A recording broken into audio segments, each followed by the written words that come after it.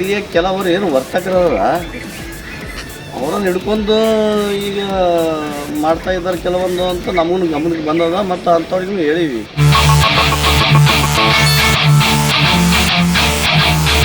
ಥರದಾಗೂ ರಾಜಕೀಯ ಬೆರೆಸಿ ಏನಪ್ಪ ಅಂತಂದ್ರೆ ಮಾಡ್ತಿರ್ತಾರ.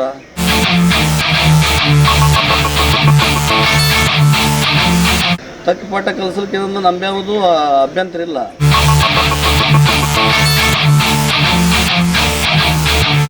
ಯಾರು ಕೆಟ್ಟದ್ದನ್ನು ಮಾಡ್ತಾರ ಅವ್ರಿಗೆ ಶಿಕ್ಷೆ ಕೊಡಿಸೋ ಕೆಲಸ ಮಾಡಿದ್ರೆ ನಮ್ದು ಬೆಂಬಲ ಅದು ನಿಮಗೆ.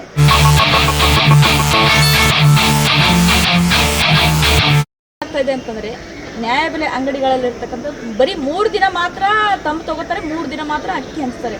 ಅದು ಕೆಲವೊಂದು ದೊಡ್ಡ ದೊಡ್ಡ ಗ್ರಾಮಗಳಲ್ಲಿ ಜಾಸ್ತಿ ರೇಷನ್ ಕಾರ್ಡ್ ಇರ್ತಕ್ಕಂಥವ್ರಿಗೆ ತೊಂದರೆ ಆಗ್ತಾ ಇದೆ ಸರ್. ಇದ್ರ ಬಗ್ಗೆ ಸ್ವಲ್ಪ ಏನು